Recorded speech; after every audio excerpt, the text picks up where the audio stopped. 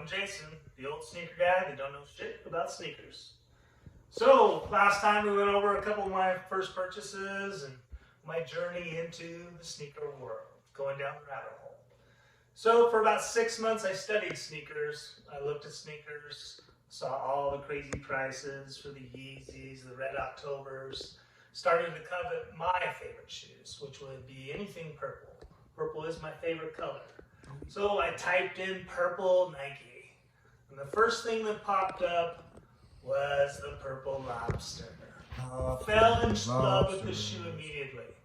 Started looking into it, came across the difference between the special box and the regular box. And of course, just being how I am, I thought, wow, I really want to pay the extra money for that special box. So I started looking, and prices were anywhere in my size, which is a very small size, size 8. With the special box, the cheapest one I could find for the longest time was around $1,500, $1,600. So what happened is I put in an offer. I put in an offer for $1,200, and the offer sat there for a while. I don't remember exactly how long, but finally somebody picked up the offer and I purchased. I spent my first over $1,000 for my first pair of shoes ever that I've ever spent that much money on a pair of sneakers. $1,000, and it came in this cool box, very cool box. Inside the box, there was another box. The regular, well, kind of a regular SB box. Inside this box was all of your laces and the familiar bands that go around the shoe. They have little lobster bands. And of course, here is my favorite pair of shoes in my entire collection, the purple lobster.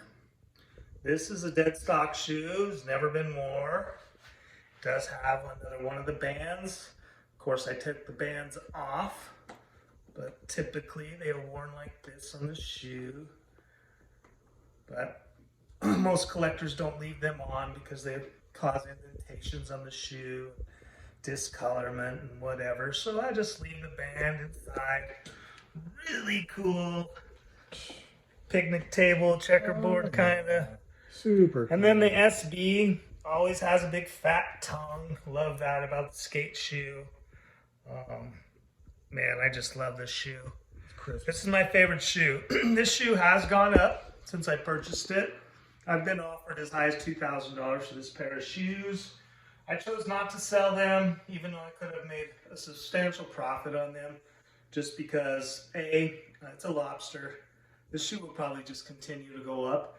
What happens is, people see them and they want to wear them. And they wear them and they devalue them.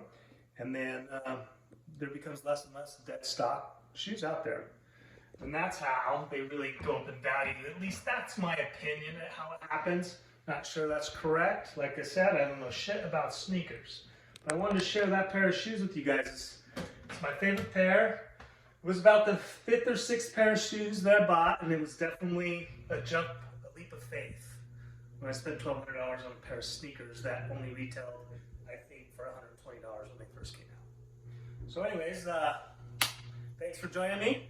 We'll see you next time.